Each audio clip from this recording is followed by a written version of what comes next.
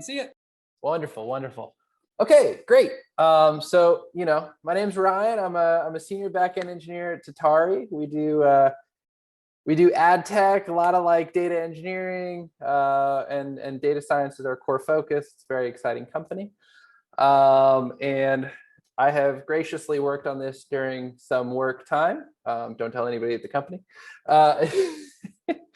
But first and most importantly, before we get started with SQL Alchemy, is that it is Fast and the Furious 9 release day. This is very exciting. Everybody should be, up in arms.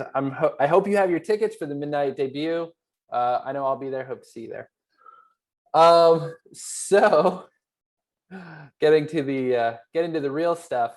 SQL Alchemy and you. I'd like to give a little bit of background for this. So I was actually working on this as some boilerplate for a different talk.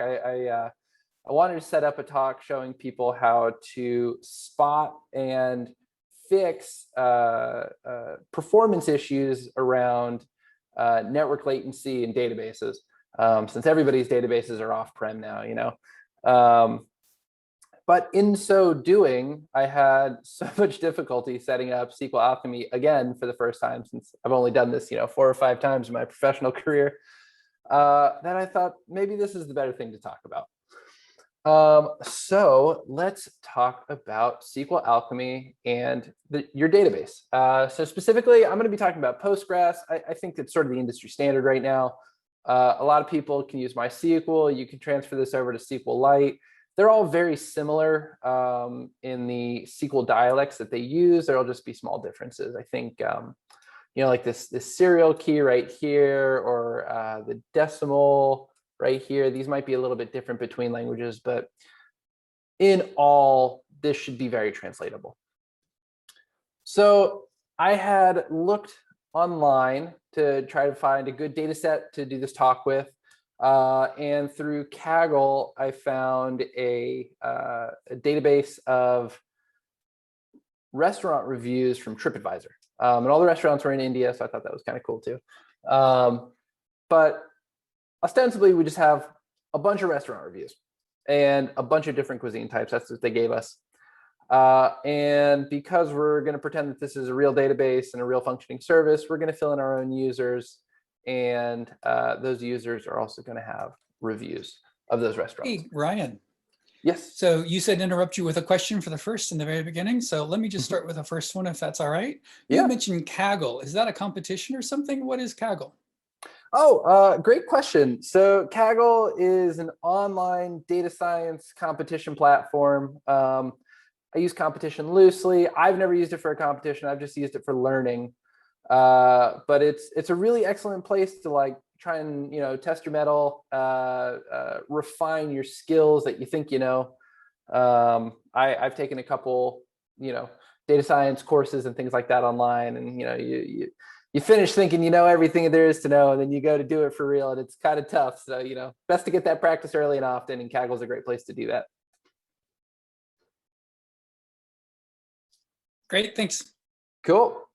All right, so as we're going through, just in case anybody's unfamiliar with SQL, I just want to run through a couple quick points in here.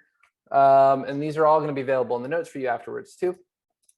So here's just how we make a very basic table. This table doesn't have any relationships, no defaults, nothing special going on. The only thing is that we have a serial ID, which we're setting as our primary key. That just means that every time we enter one, it's going to auto increment. Down here, we're going to have, let's see. Right here, we're going to have our first foreign key reference. So this reviews table is going to be related to users and restaurants. So ostensibly, a user creates many reviews. Each of those reviews is for one restaurant specifically. So that's how those relate. And then up here, to map our cuisines to our restaurants and to our users to show which cuisines our users like to make recommendations, we're going to have a many-to-many mapping table. All that's saying is that we'll have an ID in there, which is basically useless. We'll have a user ID, which is what we're going to search when we're looking for, hey, this user likes X, and it's going to tell us each of the cuisines that they like. Cool. So going past this, I'm actually going to share a different screen. And we're going to go through and create these tables now. So let's see. I shouldn't have any tables in here currently. So select start from cuisines. This should cause an error. Perfect. We don't have any of the tables.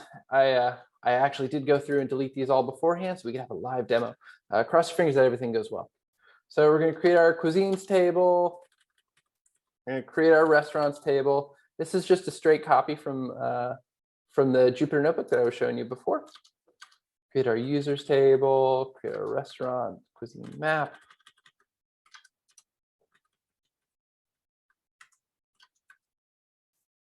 A good idea too, when you're creating these tables, this would be more for like a productionized environment, is you put like create table if not exists. That makes this migration idempotent, so you can run it one time, 1,000 times, doesn't matter. If it's already live in production, if the table's in there, this won't do anything. So just a good thing if you have to do a redeploy. It's a nice thing. Same with drop table if exists. If you have a drop table in a migration and you don't have if exists there and it does not exist currently, then you'll run into an error and it'll clog up your CI/CD pipeline. That's no fun.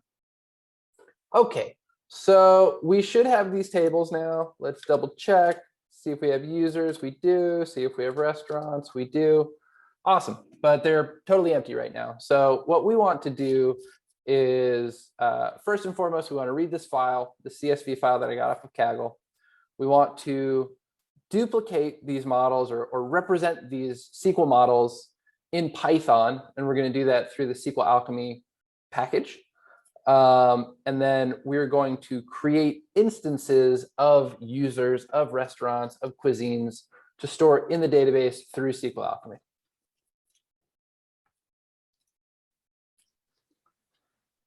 Moving I don't forward. see another question yet. I'll ask another one, Ryan, if that's all right. Yeah, that'd be great. You say instances. We know what instances are when it comes to a Python class instance, for example, and we know what in a database what a table is and a row is and those kind of things. But how is an instance in a database related? What is an instance of an item related to a database? That's a great question. So just like, everything in Python is really just Python. I know SQL Alchemy is going to look a little bit different, but under the covers, it's really just Python. So when we have an instance of a model, which we'll get to down here, these are going to be our models. It's really just a class that has these fields filled out, but it'll also have some other sort of magic methods attached to it. Things like, .delete, so we can remove those. It'll have, maybe we can attach a session to it, and it will have, relationships, so you can see it'll automatically load relationships and things like that. So basically, an instance of a SQL Alchemy model is just a class instance plus a couple of other things, and that is a direct representation of what's in the database. We had another question come in. What IDE are you using for the demo? Let's see. So the IDE that's currently active, this is called DataGrip. It's a JetBrains IDE for SQL mainly. Realistically, you don't need it for this stuff. You could do this stuff in the terminal. But once you start getting to big gnarly queries, this really helps. So I would highly suggest that. And then as we go back to Chrome, this is actually Jupyter Lab. So this is a sort of data science tool, or a tool that many data scientists use to run sort of sequential Python code and interact with it nicely. Could I ask one more? Absolutely. So this one didn't come in as a Q&A, but I kind of summarized the notes you were saying, and I think I filled in something myself. So correct my mistakes here. But I said an instance of a model is a row in a database table. That's how I always think of it, where a class is more like the table and an instance is a row. But someone said, oh, wait, is that exhaustive? Could it correspond to a single row in multiple database tables? Sorry to get you in the hot water for my comments there. No. I think you're your comment is actually more clear. It is certainly an instance of a SQL Alchemy class is just representing a row in a database. Can you repeat that? One instance across multiple tables? Yeah, could it correspond to a single row in multiple database tables? I don't know if the question's about hierarchy, inheritance, or those type of tables, or just regular standard SQL tables. Well, so we'll sort of have like nested instances. So our main, say we have a restaurant, right? That will be one row of the restaurants table will be our main instance. But when we get down to cuisines, we'll have a list of cuisine instances. So that's going to span actually 3 tables. That's going to span our restaurant table, our restaurant cuisines map table, and our cuisines table. So in that way, yes, you can have instances relating to multiple tables. They're just going to be logically nested. Very cool. Yeah, and there was a little bit of clarification on that too, so that's very, very good. And there's another question. Monty's asking, SQL Alchemy will generate the SQL to create the tables and create those tables directly from the SQL Alchemy models. Why do it by hand? That's a great question. I didn't used to. At my previous company, we used Alembic to do that. You can also do something very similar with Django. I don't think it's called North anymore. I think it's called something else in Django now. But that's used to be Django's, South in Django. South. Yeah. Oh my gosh. So that was Django's ORM. SQL Alchemy is just sort of a more generalized ORM, and then Alembic is what actually creates the migrations and creates the SQL that gets run. In my experience, I actually prefer doing it manually for 2 separate reasons. I think it gives me a much better understanding of what's in the database. Alembic can add a lot of magic stuff in there. They'll have like migration tables that'll have what migration you're on, then it'll limit rollbacks, things like that. And I found that I would always get to these strange states with the database, especially as I was rapidly prototyping, where I just couldn't go forward and I couldn't go back because Alembic, there would be some issue that Alembic forced me to go really deep into the database to fix instead of just doing it myself. Or my database state would fall out of alignment with Alembic, which also caused a bunch of issues. So having the flexibility to just like SQL shell into my database and do whatever I want was really nice. I think that's great. And another thing too is doing the migrations manually, I think promotes SQL literacy. So previously, I thought that I was really good at SQL. I thought, I could translate this, no big deal. Realistically, I could not. And when things started to go kind of wrong, or I needed to interface with our database, I always had to do it through Python. It was always a little bit stunted. It wasn't as fast. And when you're dealing with like large data sets, working through Python can be a big hindrance. It can be very slow, very memory intensive.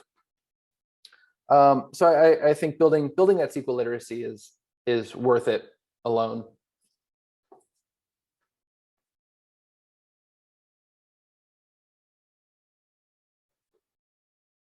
All right. Well, sorry, that answered the question. Sorry. Yeah, good. Yeah, great. All right, let's get rolling again. I know we should only be taking 10 minutes. I'm sure we're at the 15-minute mark already. So just got a couple of imports here. This is no big deal. I just wanted to let you know, Ryan, we always enjoy a good talk. Don't feel rushed. There's no hard stop. And wonderful. We only have two talks tonight, and we're a little bit flexible on the ending, so don't feel rushed. Obviously, if there's conversations, it means that people care about what you're talking about.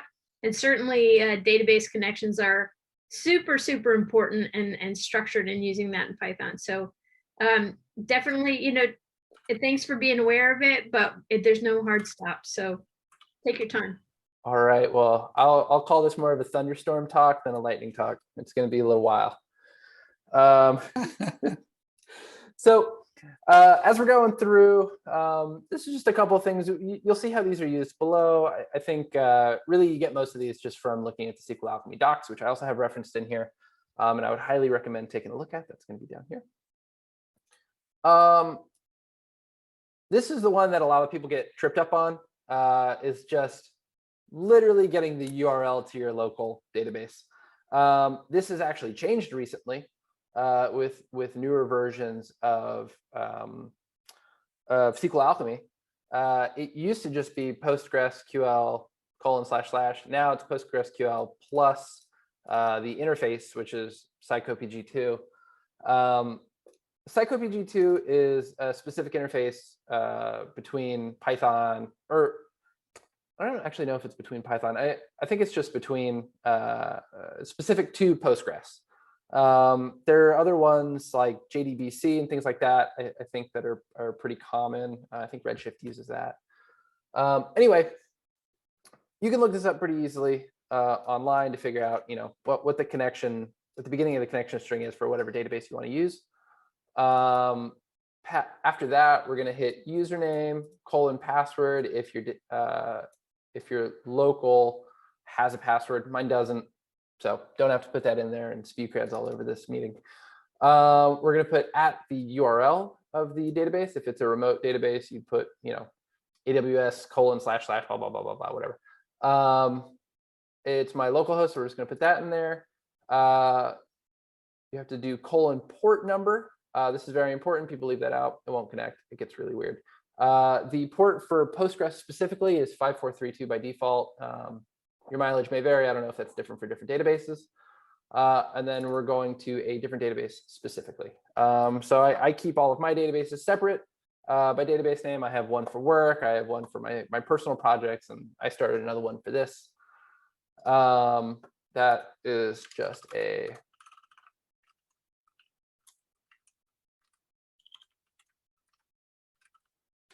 create database name, and then from there in the Postgres console or pSQL, you would just do Control-C for connect database name.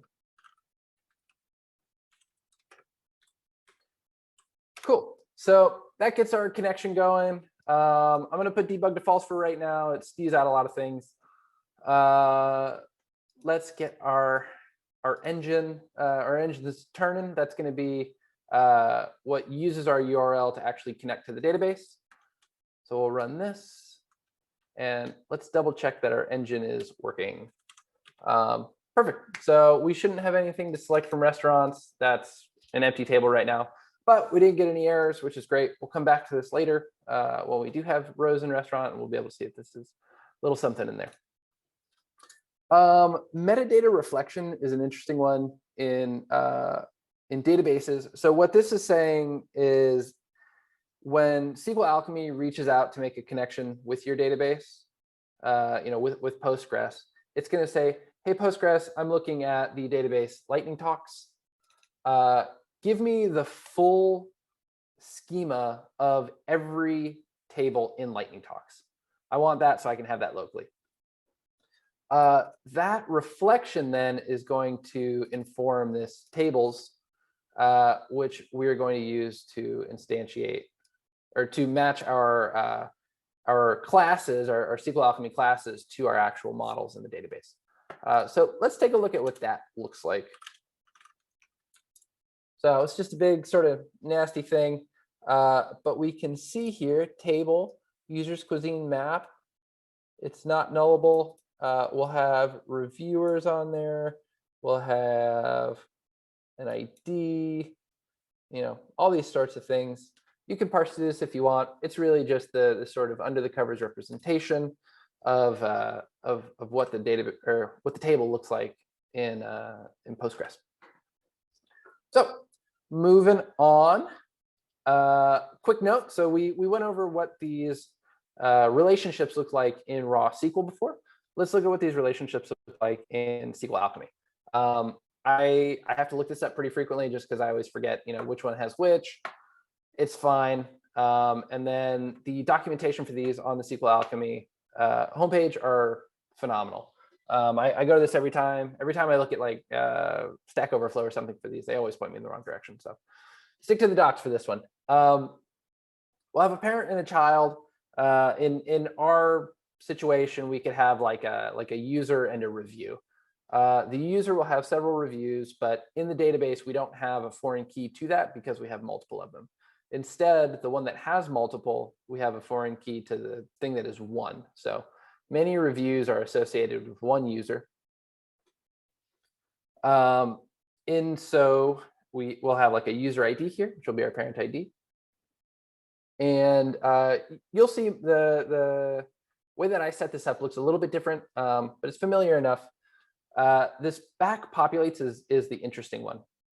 So if somebody comes in and says, hey, I have this review, if you make a review instance and you just attach a user to that, we want it to also fill in the user. So when I separately look at the users, I'll see all of their reviews. So that's what this is saying. This is saying we have a relationship to parent, and we want it to populate the children attribute of the parent, which is right here. Same thing, we have a relationship to child from the parent, and we want it to back populate the parent, so that when something changes in child, it'll be reflected in parent as well. Whew, okay. Gosh, that was a lot to go through just to get to here. So let's make our actual tables. This is good stuff. So we have a cuisine table. This was the really simple one that we had gone over before, just an ID and a name. The important thing to note here is how we set up that mapping between SQL Alchemy and in our actual database. It's called cuisines, plural, in the database. That's a general naming convention to name your tables the plural and to name your classes the singular. This will be a representation of a single cuisine, and many of them will be in the database as cuisines. As we move on to restaurant, this is where it starts to get really interesting. We can see that we have a little bit of different types that are being set up. Most of these are integers, some of them are strings, but we have one decimal, which is nice. Decimal is a really important idea in Python, especially in databases and things like that, as you're dealing with money or really any number that has several decimal places, but not like 1,000 decimal places. Floating point numbers can have rounding errors, and those will show up. If you put like 2.0, it'll show 1.9997832 blah, blah, blah. Decimal does not have that issue. It's just important how you transition back and forth to decimal. So pay attention to that. But if you're setting up anything to do with money, you definitely want a decimal. Coming down here, we're going to deal with our first relationships. So this is going to be our many-to-many relationships. I think these are actually a little bit easier to represent, especially outside of doing it the Alembic way, because we know that we have this mapping table that we set up previously by hand. All we're saying is like, hey, this cuisines is relating to cuisine. The mapping secondary table in between, the sort of intermediate step, is going to be this restaurant's cuisine map table. And there's going to be multiple of them, so we want to use a list. If I put useless false equals here, or useless equals false rather, it would still be a list on the other side. But when I asked for cuisines, it would only show me the first element of the list, as though there was only one cuisine related. To get slightly trickier, which I think the one-to-many relationships are slightly trickier, as I was mentioning before, we can look at this. I think the user ID, since we're in the review. So a user has a review right down here. A review is associated to a user. Definitely reference this as you're working on these. I think this is a little bit more clear since it doesn't say parent and child in both. It's a little more uniquely named, so it's a little bit less confusing. Cool. So we do that. All of these are active classes now. So let's see what restaurant is. It's just a thing. And it can create an instance, and yeah. And we have all these attributes on it. We have address, average count, cuisines, things like that. So, when we were talking about, what a SQL Alchemy instance is, it is just a class. Under the hood, it's just a class. Let's go make some stuff now. All right, we've gotten through the drudgery part of it, and we're going to get to the part where we're actually going to create things, which will be really nice. So here we're going to make a user. Just like a normal class, we're going to instantiate it with our parens. And I like to use keyword args to send in my arguments. I just, I think clarity is best. So we're going to create a user whose first name is Ryan, last name is Kuhl. That is me. We're going to add that user to our session, which we've actually opened up here. The session is going to be the sort of communication stream between SQL Alchemy and the database. It's going to be what we send our queries over, what we send our updates and our deletes through. And we want to keep these sort of short-lived so that if later on, I add this user and then later on I make a query that has an error in it or a typo or something like that, it'll corrupt the session and it'll roll it back, which will, roll back my commit potentially. So best to wrap that in a with statement, and it also reduces the amount of active connections to your database. So if you're in like a production environment, too many active connections can cause database lockups, and that's not good for anybody. So we'll add this instance to our session. At this point, we actually won't have an ID or anything like that. It'll just be first name, last name. Once we commit this instance, this user instance right here, will be updated to have an ID, which is the ID that is referenced in the database. That's the row number. And we'll be able to query. Since there's only one, I can do dot first. And we'll get, let's get the ID from that instead. Oh, no.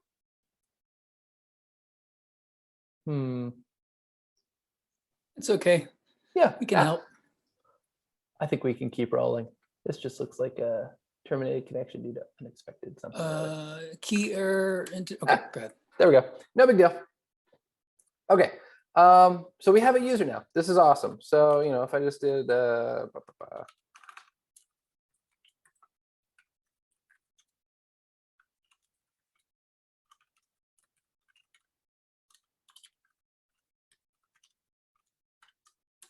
we go. So we actually have two users. So that first warning didn't actually corrupt the commit.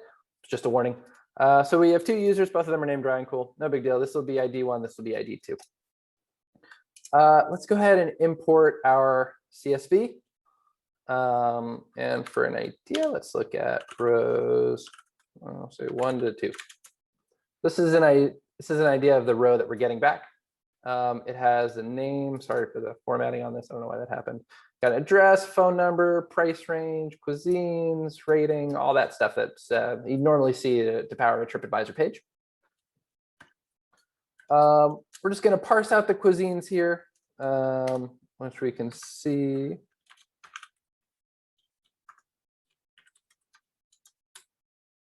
Bunch of interesting stuff: Eastern European dining bars, Afghani, African, great stuff. So we're going to parse out these and we're going to add them into the database. Right now,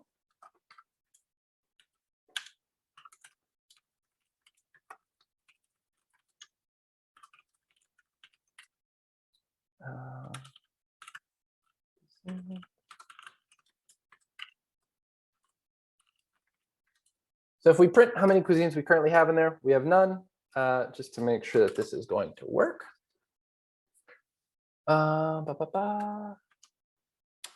So now we have one cuisine in here, which is ID1, name is Northern Italian. Let's see how many cuisines we have in there total. We have 85. Perfect. So that's exactly what we were expecting. We had 85 cuisines up here, and we have 85 cuisines in our database now. All right. So this is kind of the big nasty one. This is going to be our restaurant. But the interesting part that I want everybody to look at in here is how we're going to add our cuisines onto this restaurant, because we're attaching a list of instances of these SQL Alchemy instances to this SQL Alchemy instance. So we're going to search for each row as a reminder. So we want to look up, we want a pizza cuisine, we want a fast food cuisine. So we're going to come in here. We're going to say, hey, for every cuisine in this row that we split by the comma, we want to check if it's valid. And then we want to query the cuisine table with that name. Since it's a unique name, it's coming from a set. There should be one of them since we just added them. And then we want to append that to a list right here. And that list is what's going to get added to our cuisines right here. So it's just like you would interact with a normal Python class or a normal Python instance. Other than that, it's just sort of parsing out this row, doing some replace methods to do some formatting and some decimal casting, int casting, things like that.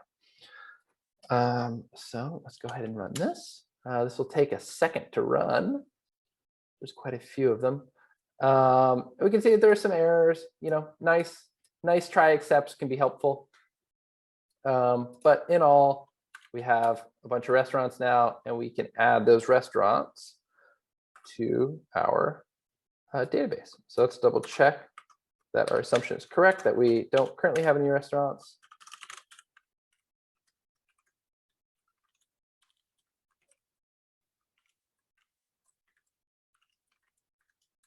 So we don't have any restaurants currently. We're going to do this, which is just the list of restaurant instances that we made above. Oh no. Oh, rats. Oh, this is where the live demo bites me. But anyway, Well, we're just it's going a great way to learn for the audience, though. What is it that's happening? Let's see. So object is already attached to session 22. This is 24. I think we have multiple sessions open.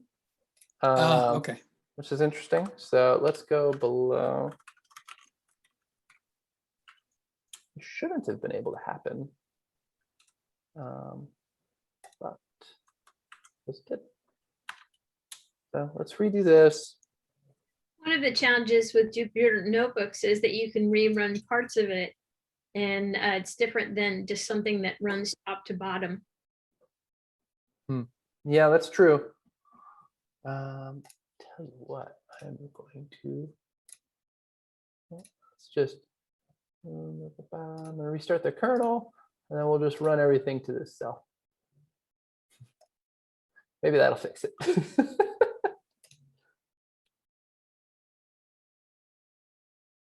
Ah, rats. Okay, this is totally off the rails now. Anyway, That's it's all good that right. we were getting close to the end. Good stuff. Yeah, we're just going to add this reviewer and double check the database, but unfortunately, I don't think that's going to be it's going to be in the cards for tonight.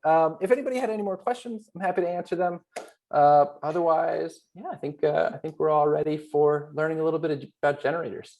One question just came in. For these examples, are there any other dependencies besides pip for installing SQL Alchemy packages in the database driver? For example, psychopg2 or an ODBC driver, etc. Ooh, good question. There might be some. Yes, there might be some other core packages you need from like Brew. I don't recall which ones they are. Unfortunately, I set up this machine a long time ago. But you might run into that. Yeah, I think it's going to be like OpenSSL, like libc, things like that. Cool. Awesome. Well, I will stop sharing my screen. Thank you all for your time.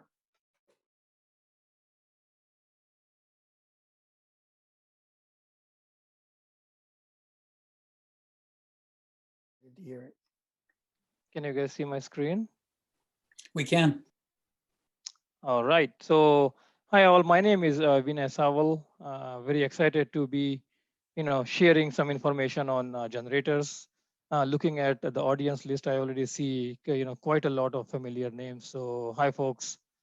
Let's get started on this one. So these Python generators, generators are not very unique to Python, right? I mean, generators are in Java. I mean, they probably are called something else. I know JavaScript and Java they call generators, but the concept is still the same. So before we go into agenda for today is the definitions and how we can create different ways generators can be created, and why do we need generators, right? So those are the agendas. right? So before we jump into generators, one thing that we need to know is what the iterators and iterables are, right? So we all know that iteration is the process of going over a sequence of items, right? So we do this all the time using for loop and while loop and so on, right? Now, what an iterable is an object, that can be used in an iteration, right? So in this example, I provided a list. A list is an iterable. A string is an iterable.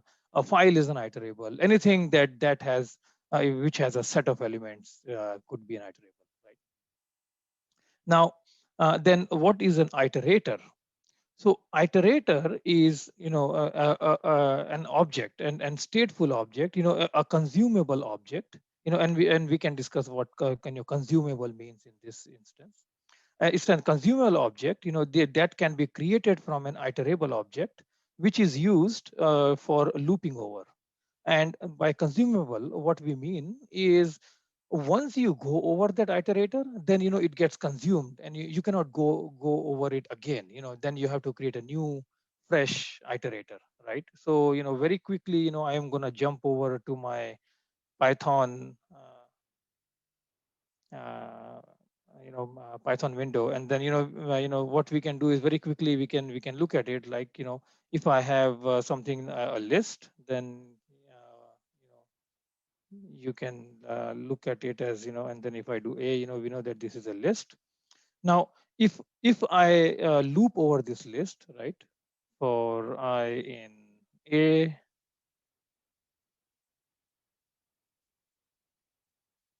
right? So now I can see that I'm looping over the list, and I can print it one by one. So I'm iterating over that list. So now list is an iterable, and I'm iterating over the list, and I could do the same thing again, right? I could do the same thing, again and again and again, and that iterable will continue to work. But an iterator, what that iterator will do is, let's create an iterator from this thing, right? So let's create an iterator, which would be this is a standard library method, and I can use the create an iterator using this method, and that will become an iterator, right? So as you can see, this is a list iterator object, and this is where it resides.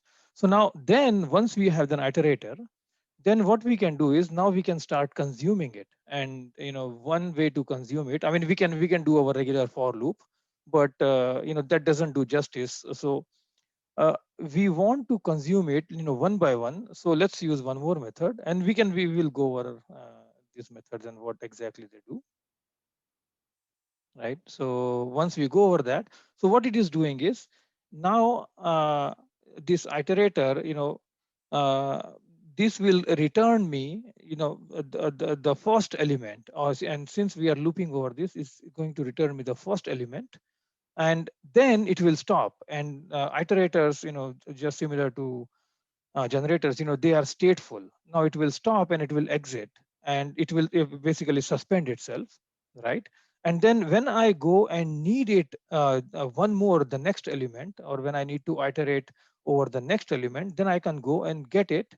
And then now it's giving me the second element for the list, right? And then so on and so forth, right? So, but once this iterator is consumed, then there is something else that happens, that it says that, okay, I don't have anything else to iterate over, and then it generates this exception called stop iteration, and we can discuss that as well. So the primary difference between an iterable, which is a list or a string or whatever in this case, and an iterator is, iterator gives us that ability to consume something, consume an iterable, and we can go over it only once, right? So let me pause here before going into generators and see if we have any questions. Glenn? There aren't any yet. Good stuff. Okay. So now comes to the generator part, right?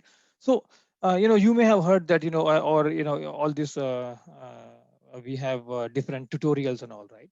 And generators come into the advanced section of all those tutorials, you have beginners and intermediate and advanced.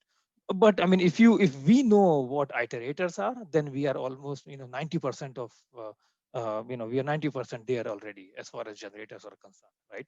So what are generators? Generators are given a sequence of items. Generators is a convenient way of generating the values one at a time, only when asked, right? This is something known as a lazy evaluation. And, we don't have to, pre-compute all the operations or pre-compute everything. Only when we invoke it, only when we ask it, the generators will return that, thing to us. So in a sense, they are kind of lazy producers. And generators are stateful in that it will generate the value and return the value back, but they don't use the term return, and they will suspend it, preserving the state so that when next time it gets invoked, it picks it up where it left off last time, right? So in a nutshell, if you think about it, it is just a very convenient way to use and create iterators. And that's pretty much what as far as general things are concerned, a generator is. I mean, obviously, you can do quite a lot of more stuff. Then what you have is, there are two different ways generators can be invoked, can be created. So generator functions and generator evaluations. And like I said, I mean, maybe next line we can go over, what the generator terms are. So the way these generators use and the way they return and suspend is using the keyword yield. So in a normal function, generator function, you will see that you will return it from the function. But if a function has a yield, that becomes a generator. So there is nothing fancy about generator. They are not some specialized, functions. They are very similar to our regular normal functions. And if a function, instead of returning, yields, which uses a yield keyword, then that becomes a generator. And anybody can create generators. There is one important factor. What is I mean, how can you create a generator? And going back to the iterator, anything can be an iterator as long as it follows that iterator protocol. And I won't go into the details. I mean, we can all look it up, the documentation.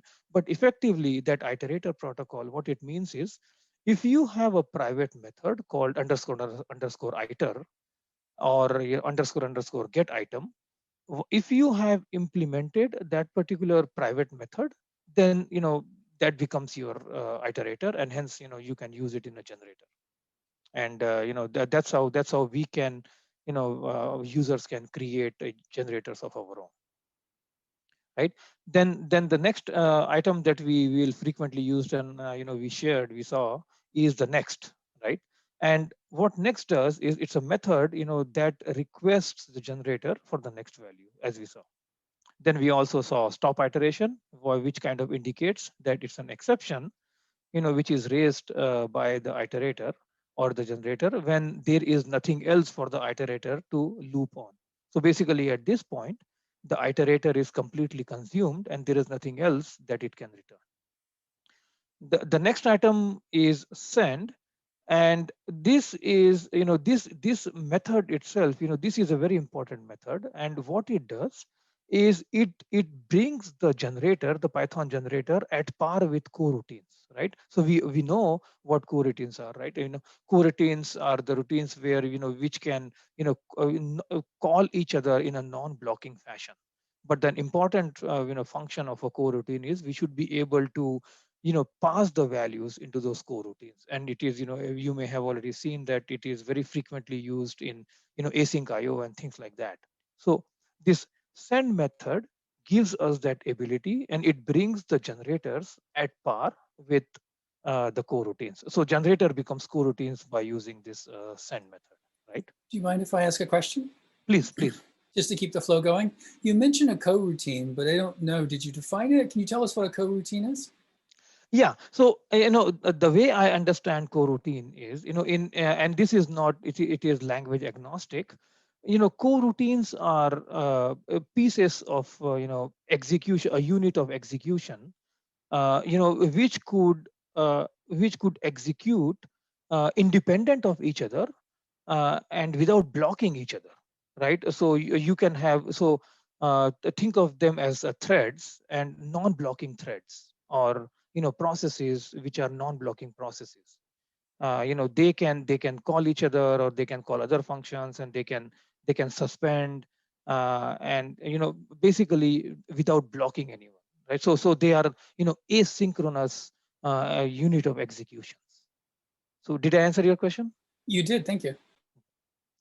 So, but the one important piece that we require in coroutine is the ability to communicate with the system, the user's ability to communicate with the system. And so we should be able to send some information to the coroutine. So this send method in generator allows us that ability. And like I said, it brings generators at par with coroutine. Without this, generator would be kind of like a second class citizen to coroutines, right? So with that, what we can do is so let's look at what the generator syntax looks like, right? So let's create a very quickly, let's create a generator. So for the sake of brevity, I'm going to create a very simple one, but it could get very hairy, right? So let's say if you want a method that wants to do something, right? So for in this case, let's say we want to return the square of all the numbers. So what I will do is I will say I equal to 1, and while I is less than n, yield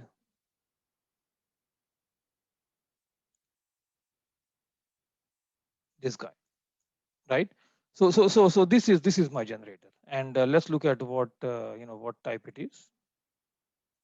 So we know that this is a function. Now we can create, let's create an iterator from this generator function, right? So let's say I create an iterator, and all I want to do is I want to do, let's say I have 5 elements. So now let's find out what this iterator is.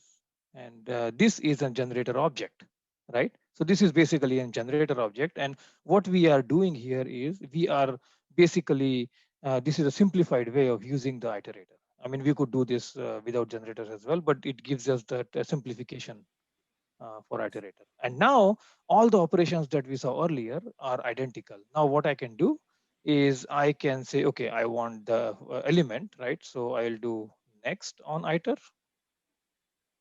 and it will give me 1, right? So now as you see, we earlier discussed that this is a stateful method, or this is a stateful function which remembers where it left off, right? So as you can see, even though we are yielding from here, we are yielding from this line, it will remember that the value of I, actually, I made a mistake here.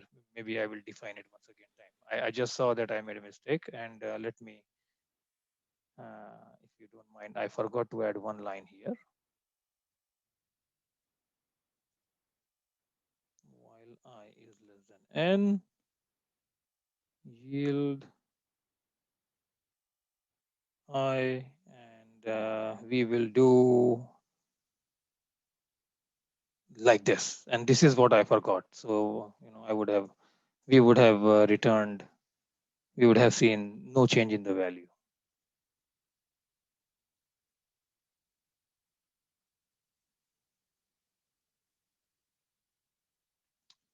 Okay. So we were here, right? So now if I invoke this again, then as you can see, even though this value, the increment happens after the yield, right? I mean, it preserves that state. I mean, if this were a return, then this would return this thing, and every time it would return, it would only return the value of 1, because we are, it will not, that function will not preserve the state. But for generator, it is preserving that state, and the next time when I call it, then I see that I'm not getting a 1, I'm getting a 4, right? And then when I call it again, then I get a 9, and then so on and so forth, until it runs out of runs out of elements to iterate over, and that's when we get the stop iteration, right? So so if you want to consume the iterator without having to worry about it, what you could do is then you can use the for loop, right? And where is that? Okay, so if I do, so I create a new fresh iterator, and then if I can do for I in iter, so then that exception is handled in the for loop itself, and you won't have to worry about the stop iteration, right? So that's some simple tricks. So that's one way of doing it. Now the second way is Python allows us to be very concise and precise. So there is something else known as a Python the generator expression, where similar to, let's say if I create a list here, right? So let's say I for I in range 5. The I. Oh, I'm sorry for I in. Thank you. No worries. So if I see, this is my list list creation. So similar to this, I could also create and generator expression where I can say something like this. And this is a syntax. So just like we use tuples, we use the same syntax here, where I can say I for I in range 5. And if you say A is the list, and then if you say B is the generator object, and then we could do the same thing for B also. And then you can like consume B until it runs out. Stop iteration. So these are the two main ways where you could, by which you could use the generators, by a generator function and generator expression.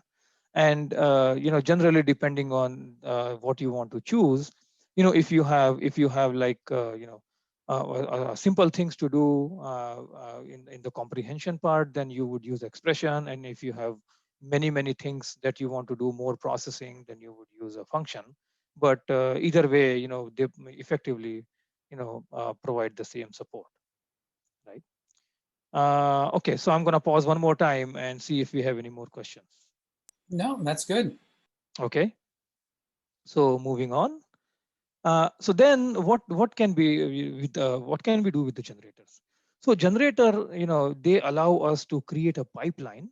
And in that pipeline, what you could potentially do is you could create, attach, generators after generators after generators, so that you can process in a very streamlined fashion your input data. And here is an example.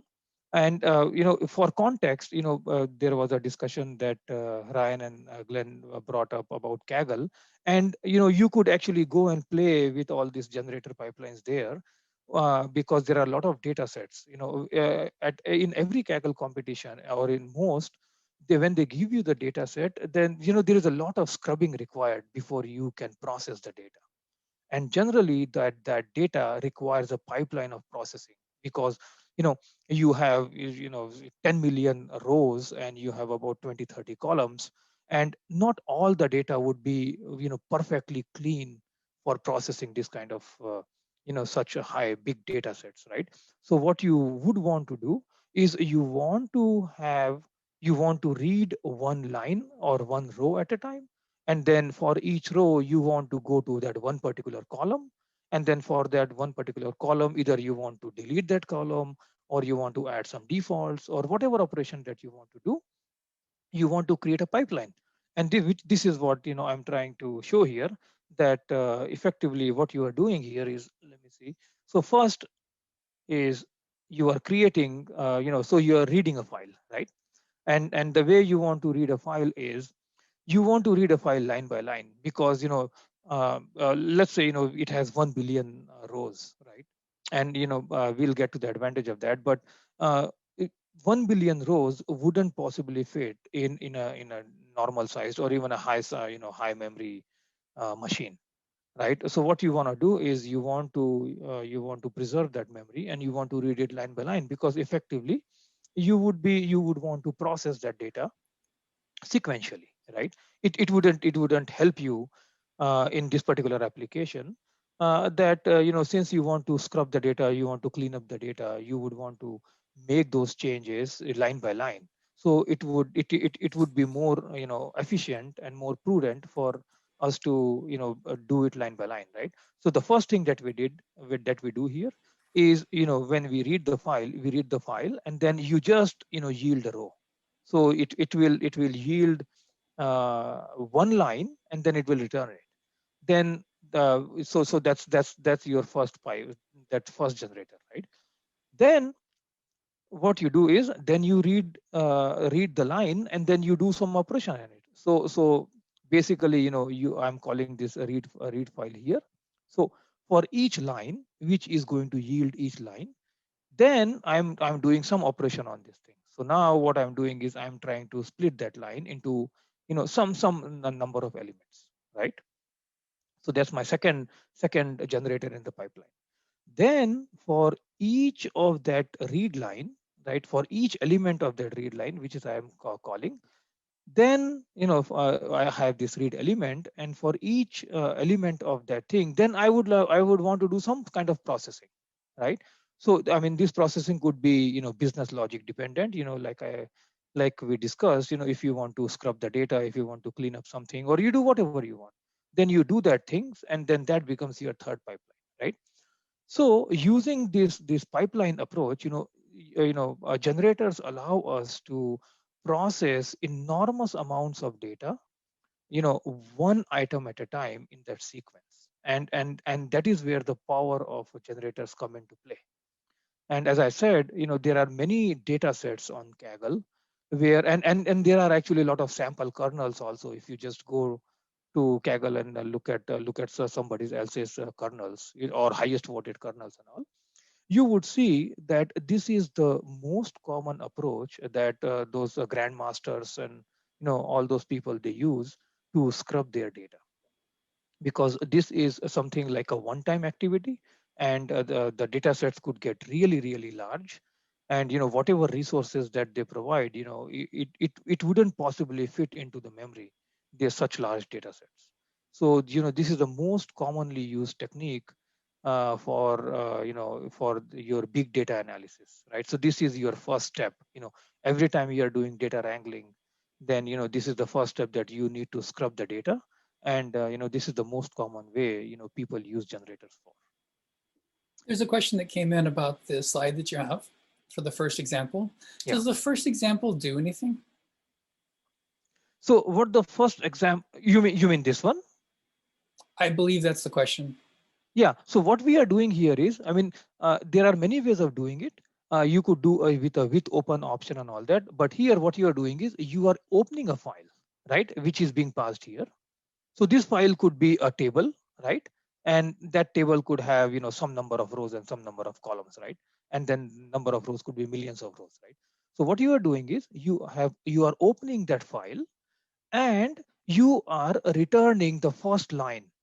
You are returning the first. You are returning yielding line by line from that file, right?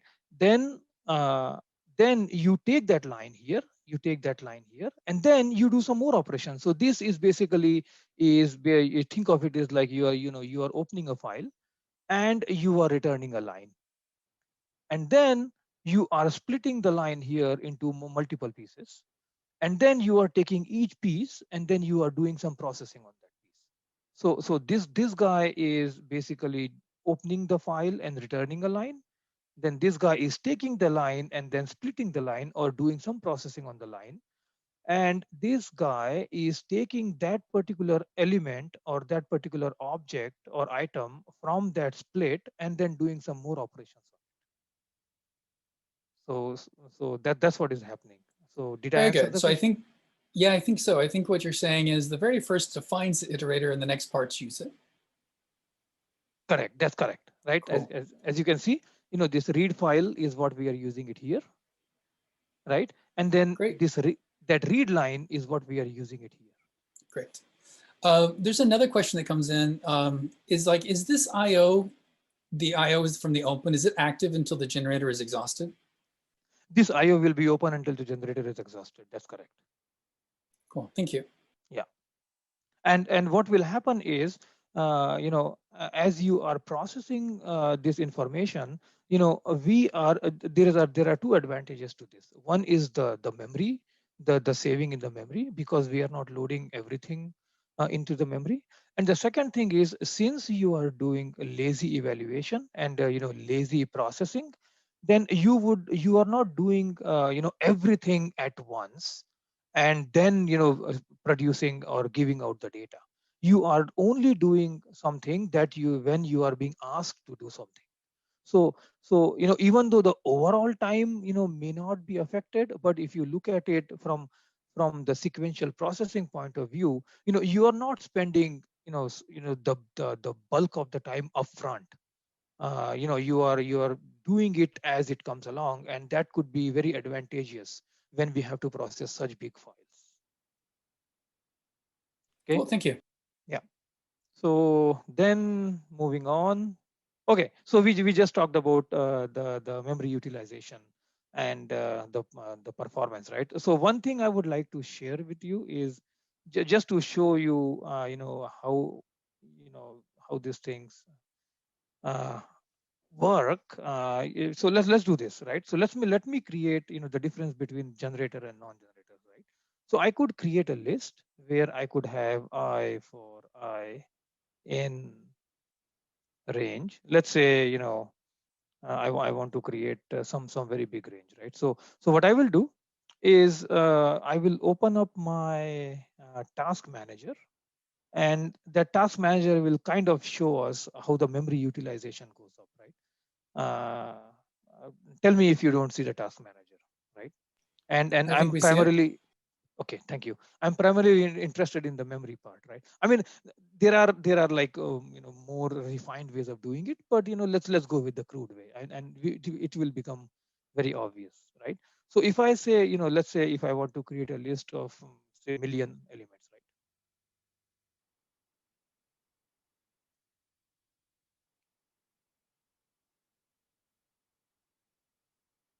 So what this will do is it will create a list of million elements, right? And it comes out very quickly, right? And then I can do maybe I won't do the whole thing, but maybe let's do first 1,000 elements or 100 elements, right? So as you see, everything this particular operation, it created everything up front. And if I go further down, then you will see all the million elements, right? Now let's go back and let's create a billion elements, right? And this is where the curse of dimensionality will come into play, where as the number of elements or the factor of total size increases, you will start seeing the effect, right? So this thing will take exponential amount of time, and as you can see, the memory is already increasing, and it will increase to a point where everything will be exhausted. Do you mind sorting by name so it doesn't jump around so much? Sure. Click the plus on the name at the top. Yeah, like Right here. the very top of the menu, the name. Like you, yeah. Oh, yeah, absolutely. I was sorting on CPU. Oh, that works too. Yeah. Yeah. So this place, right? So we have this interpreter, and That's perfect. this guy is still. So I'll try to cancel this, but as you can see, this will go to 99, and this will barf out, right? Or maybe it canceled out. It will come back again, right? Okay.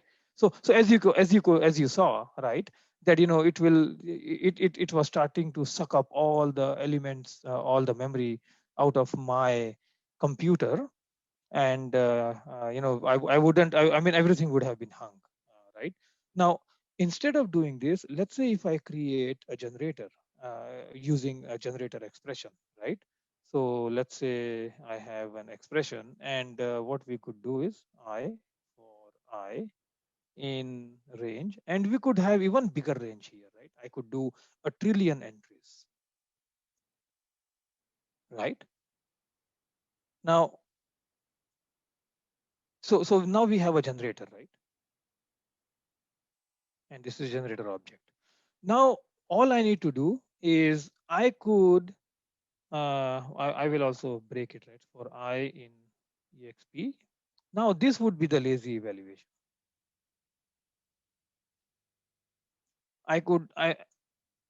This will continue, and as you can see, there is no effect on the memory, and this guy will continue ad infinitum, or until the whole trillion entries finish, or the generator is consumed, right? So as you see, this is the beauty of using generators. If you have to do infinite series, then you would do something like this. Oops, sorry, I did double click. But effectively, that's what I wanted to show, that generator expressions or generator functions could be very, very useful in situations like this, where everything else fails. You saw that there was no change in the memory utilization, and it did not take any time, because in the earlier example, when we were creating a list of billion elements, yeah, it got hung, and it was taking such a long time to create it, because everything was getting created up front, right?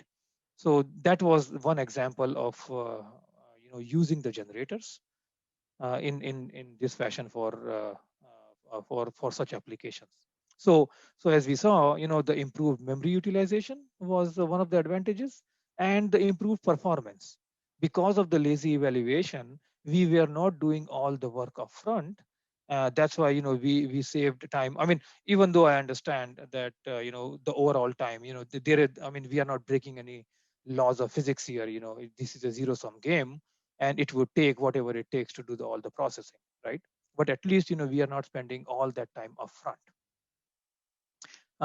Now, one thing that needs to be said is, obviously, it depends on the size of the data that you're processing. So I am not blindly or blanket.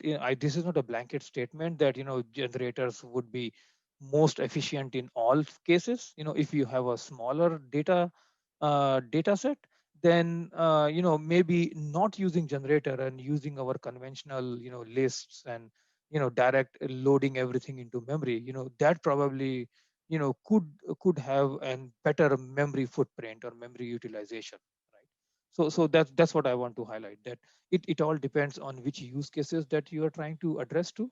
And we see that generators are most useful when you have really, really large amount of data, and you could create a pipeline, and you could process that data very effectively and efficiently and sequentially. In that vein, one of the questions came in, outside of pipelines, do you have any good examples of places to use generators? So generators you could use, like I said, let's say if you want to generate an infinite series, right? So let's say, the thing generally what you would see is, if you want to find out, let's say you want to do some kind of processing on prime numbers, right? So let's say you have, an infinite number of primes, right? So you say, 10 raised to 100, from 1 to 10 raised to 100, I want to collect the primes, and then I want to process, or I want to use those primes. So then what you would do is you could create an generator expression, and you can generate that infinite series, and then you can start processing that prime, the elements of that series. That is one use case for using generators. But generally, what I have seen and what I have used is, when you have to do this large amounts of data processing, that's when I have mostly used generators. But Glenn or somebody else, if you guys have any ideas that you'd like to share, I'd be happy to learn if Oh, generators no, could be no, I used just in use some them other. for large data sets. That's all. I mostly would just use it for any kind of large data set. If it doesn't fit in memory, I think generator. That's just me, but someone else might have something. Someone else want to pipe up? You can also raise your hands.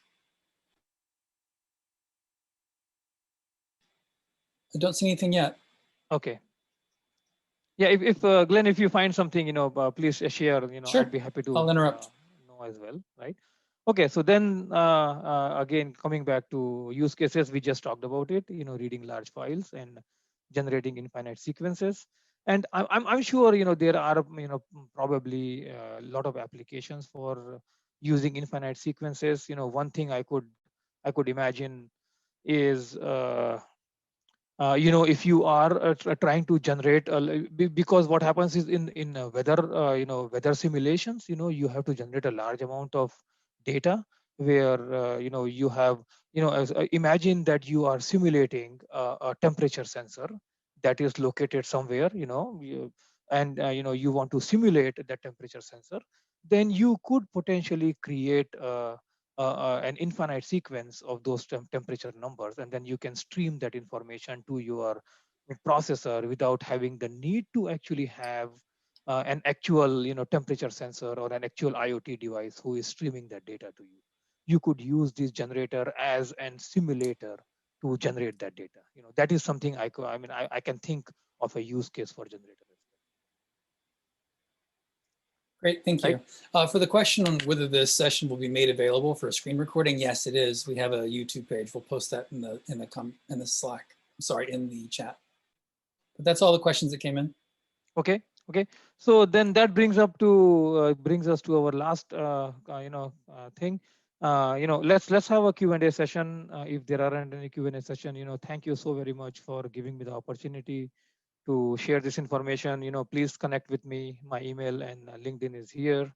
And as Ryan and Glenn, those guys were talking about.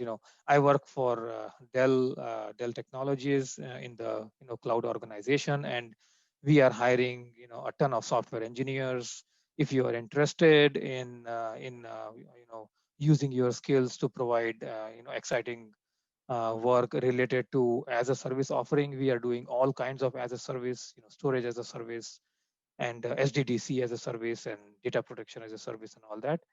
Please hit me up. I'll be happy to connect. My group, my group is hiring along with many other groups.